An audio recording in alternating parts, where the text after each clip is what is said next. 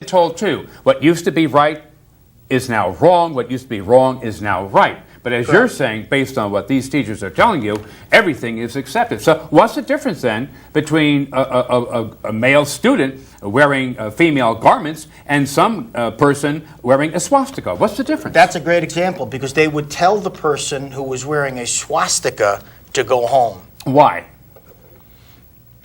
That's a wonderful question. Why not tell them both to go home? Absolutely. And what What's I'm good for the what I'm goose is good for feeling the in- gander. Right. Well, it seems And I like say they that pick as a and they Jew. choose on the side of what I would call sexual perversion or confusion of identity. They're very, very what's the word?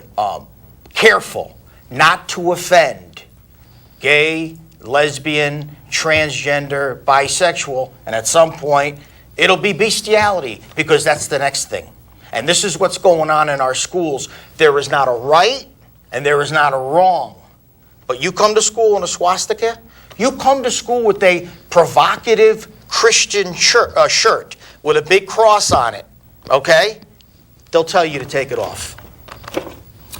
Angelo, in the past, as you know, in baseball, you had what was called the Negro, team, and then of course we have a team now where we have both Afro Americans and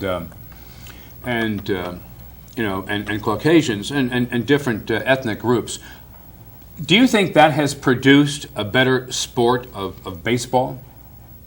Without a doubt, it has. You can make any kind of proven point that an African American player has more athleticism or ability, but I think that everyone should be given a chance, regardless of what color or creed you are. Just if you can do the job, you can do the job.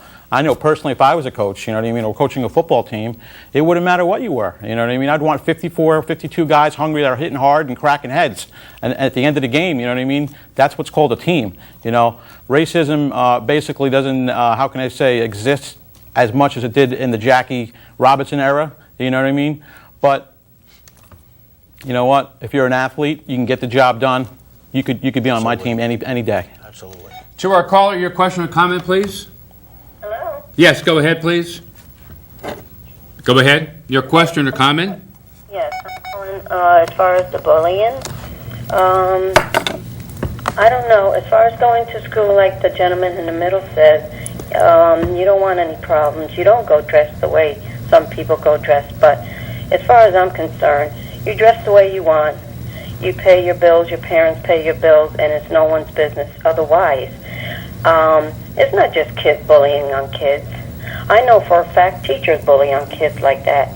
So unless you teach them to get along yourself, the teachers, they're not going to learn. They're going to pick up where they left off, the teachers, because I've seen it. I've heard it.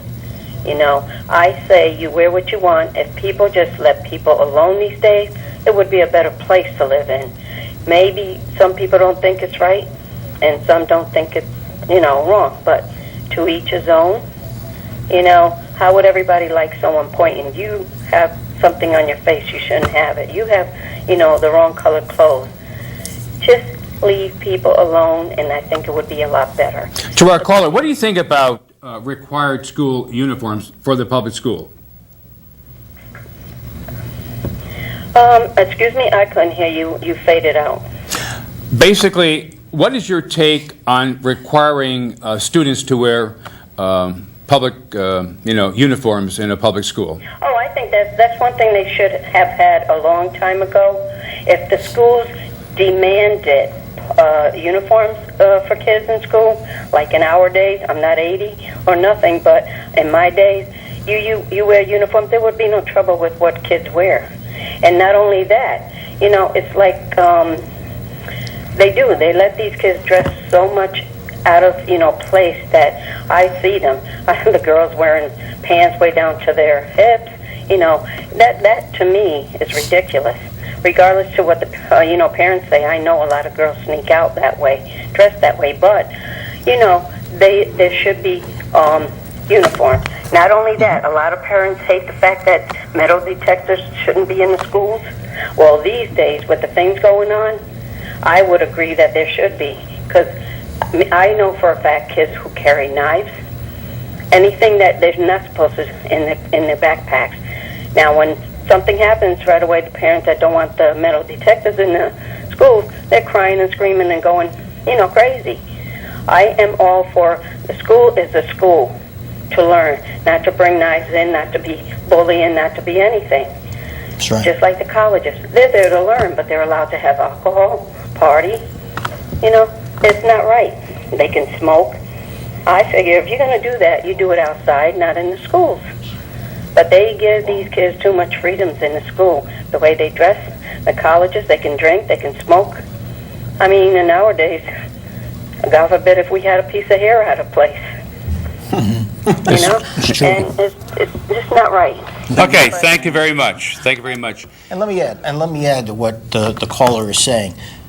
Remember, I'm not talking about articles of clothing. I'm talking about cross-dressing and being flamboyant about it. And what I'm saying is if you're into that, then that needs to be done privately, because there might be someone that's beyond offended by that. You see what I mean? And you're almost inviting a confrontation. That's where I was coming from. It's not whether or not the skirts are too high or the shirts are too low, but when I was told by that teacher, oh, by the way, we have someone who cross-dresses every day, and not only that, they're trying to get other people to do the same, okay, he was trying to stretch that out, then I know if I was in this school, I hate using that word offended, but I would definitely take notice. Angela, getting back to sports and the fact that years ago you did have an all-Negro baseball team. But what I noticed today, though, like with some of the basketball teams, it almost seems like it's all Afro-American. So has anything really changed? Yes, it has, actually. If you recall, the team that won the championship, their best player was a white player, okay? I think a lot of the good players now today are coming from, and you're going to find out, from this win. I forgot the guy's name. Nowitzki? Nowitzki, right. I think this guy winning the championship, not him, but his team actually won it. And they beat a very good team in that with a bunch of African Americans, and it proved they can be beaten with teamwork, beats anything, beats any race. But I think the European basketball player now will become more abundant in the NFL. The NBA. You'll see more Europeans in the draft than there were. I believe half the draft this year was from Europe. They were drafted. Why is that happening? Obviously, they see Better training? That's quite possible. You know what I mean? I think they might have maybe a little better amateur program. You see a lot more Europeans coming to play major College One basketball now. They have you seen in the past. But getting back, it's irregardless of what your skin color is. You know what I mean? Let's bring it all together, model it together. It could be a little white clay, it could be a little black clay. When you put it all together, and the trophies are sculpted the way it is, it's irregardless. You know what I mean? And let me just add that the commissioner of the NBA, David Stern, is a member of the Council on Foreign Relations, and he is encouraged to make the NBA a global sport. And that's why you see the influx and input of players from Lithuania and Croatia and places like that. It's politically expedient for him to do so. Angelo, getting back to, let's say, the European countries, which country do you think really produces the best athletes? Just looking at, the European countries. Well, I don't think you could pinpoint an exact country. You know what I mean? In obviously certain sports, there's not so many abundant in certain sports. Obviously, some of the South American countries, for baseball, some of the old Ukraine and Russian countries are, basically dominated. Poland, any sport basically has a percentage of good athletes. Even China, with Yao Ming and some of the Asian countries. So I don't think you can really pinpoint one certain country. Certain sports you can pinpoint a country. The Iranians do have a great wrestling program. They do. Okay. Well, and they do very well with freestyle. I know the Russians did quite well with boxing. Very well the Klitschko brothers. Talking about boxing, Muhammad Ali, what went wrong with him? What was the story? He was Cassius Clay was such a great champ, and then today, it's almost a pathetic scenario with him. It definitely is. I think he suffers, a lot of people say he suffers from Parkinson's syndrome. I think he really suffers from pugilistic dementia, taking too many shots to the head. You basically saw a heavyweight who was probably the guy that basically changed boxing, is boxing, the stamp of boxing, He took a lot of pounding from George Foreman's and some of the heavyweights. And that, over a 15, 20 year period of taking that pounding, it's going to catch up to you. Does that go on much today? I know we're connected with American Kickboxing Federation. I can tell you as the head judge, these refs are very quick to call a fight if they even suspect if somebody is in trouble, physically. Oh, without a doubt. I think there's we'll just take for instance professional boxing. There's a new rule that came, the Muhammad Ali Act, which basically was passed by John McCain. He was the senator behind it. And I was talking to somebody about that earlier, and it's there to protect. Every commission now in every state is there to protect the fighter. And in the past, I think 15-round fights and letting fights go too long, were the thing to do, the barbaric type thing. Now it's basically let's protect these kids. This is a rough sport. It's an extremely rough sport, and any sport is. If someone gets hurt, let's just end it. There's nothing more to prove than what hurt somebody. That's just not a good thing to do to any athlete. Okay. To our caller, your question or comment, please. Yes, hello. My name is Tony. I'm Angie's trainer. Hey, Tony, what's going on? Hey, how you doing? I guess you found your way to the phone, right? What's going on, buddy? Nothing. I can hardly hear you, bro. You on now? Yes. Yes, I am. Okay, and this is a sports talk? Yes, somewhat, yes. Okay, so we don't have to stick to boxing, right? Whatever you like, Tony. Go ahead. Well, I got a question. Go ahead. Hello. Go ahead, Tony. Go ahead. All right, here's the question. What's with this cricket game that the British people play? I have no idea what this thing is all about. It's like baseball and golf put together. Do you know anything about this cricket? I have no idea about cricket at all. I want to be completely honest with you. I've been watching this, and I kind of compare it to the Ninja Warrior. The Ninja Warrior on TV has got to be the most ultimate of all physical abilities.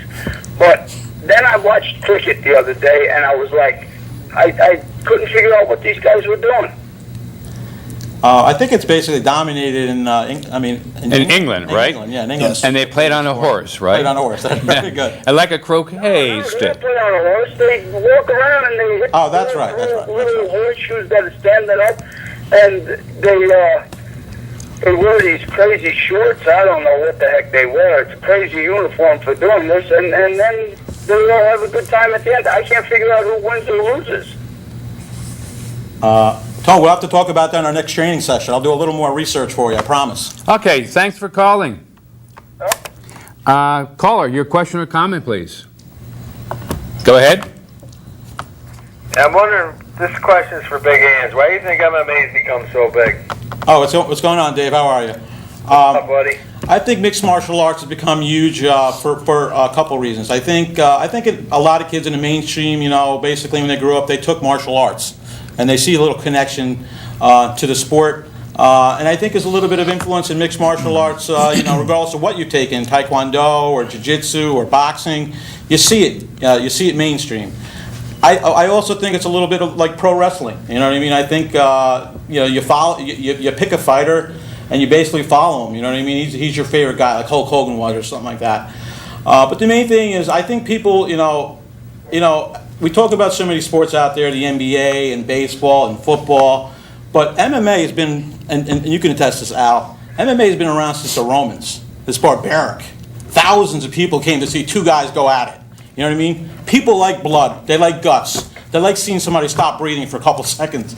That's why I think MMA is really taking a liking, because it's all come together. Real, a little unreal, basically a sport that a lot of people can relate to.